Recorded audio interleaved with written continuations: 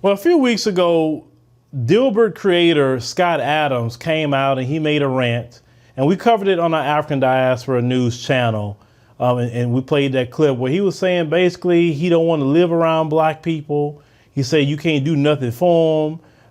He feels it's a lost cause to be messing with black people in any way, shape, form, or fashion. And I gave my opinion on that at that time. Now, any sensible black person that got any kind of respect for themselves and common sense would say, okay, that guy, go where you're going to go to even hell, go there, right? But no, I know black folk. I know them because black folks got this real soft little spot in their heart for them folks. It don't matter what they say. It don't matter what they do to black people. They got this love for them that no other group has for them folks. But I want you to hear what Scott Adams said about black folks, and listen to this, because I believe him. I'm probably the only white man in America who has free speech today, because I can say whatever the hell I want, and I can't get further canceled. So I've had this insanely, weirdly good experience out of this that I can't explain. Black people are contacting me and saying, come over to the barbecue, let's talk, and all these things. Oh, I believe that they said that to him. Oh, I believe that because I know them. I know black American folks very well. They will try to change a racist. They will invite the grand wizard of the Ku Klux Klan to this cookout. I don't want to go to your cookout. I don't want to go to now one of them. If it's not mine, I don't want to go to none of them. Because this imaginary cookout y'all got going on is the most off-code thing I've ever seen in my life. Y'all invite the worst of the worst. People that shouldn't even be there, you invite them. Right? So I don't even want to be there.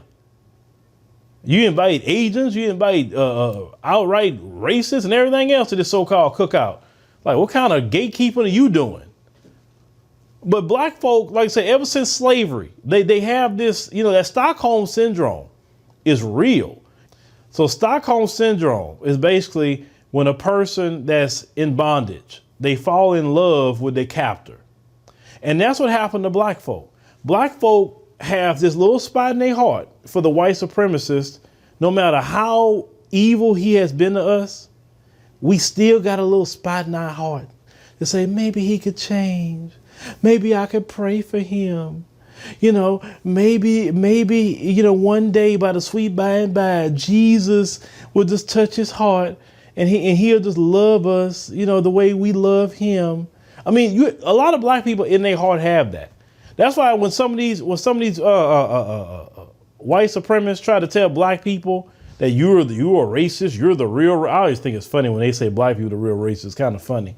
I'm probably the only white man in America who has free speech today, because I can say whatever the hell I want, and I can't get further canceled. So I've had this insanely, weirdly good experience out of this that I can't explain. Black people are contacting me and saying, come over to the barbecue, let's talk, and all these things. Black folk will actually get in defense mode and try to prove to them that they're not racist. Like, black people can't be racist. Once again, black people can't be racist. We can't. We are not in control of anything in this country where we can use our skin color to harm someone based on that.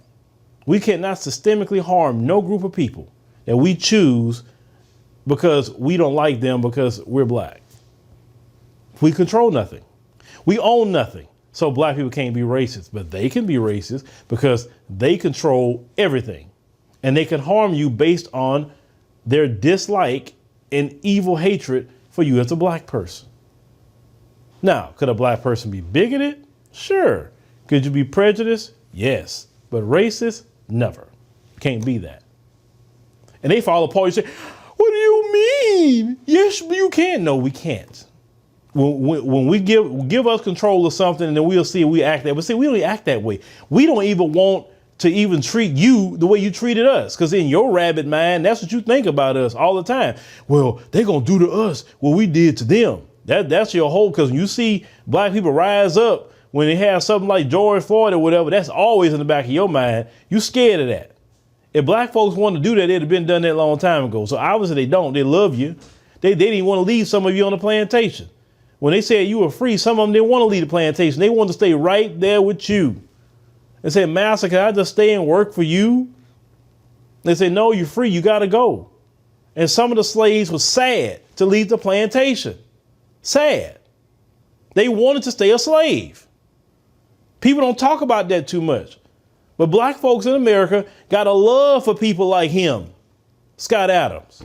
Oh, I believe that. Like I said, I say that we are the majority of a lot of our problems. We are. We can't just always point at white supremacy for everything. No, we are a lot of the problem. We love the white supremacists. No other group loves them like we do. And I say as a collective, not as an individual, but as a collective. Because we didn't have a love for the white supremacists, we wouldn't put up with the stuff we put up with from them. We surely wouldn't have been here around them too long. We would have been on coal a long time ago. We would have fixed our own personal economy a long time ago. But no, you want to be next to them. You want to make sure to please them because you have an affinity for them. That's what it is. So yes, I believe him wholeheartedly that black folks said that. I'm probably the only white man in America who has free speech today, because I can say whatever the hell I want and I can't get further canceled.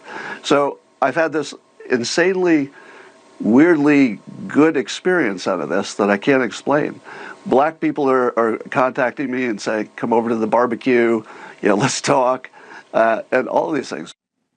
But let me know what y'all think about this. Like I said, some of you may not agree with what I said, but listen, I've been around long enough. I know you.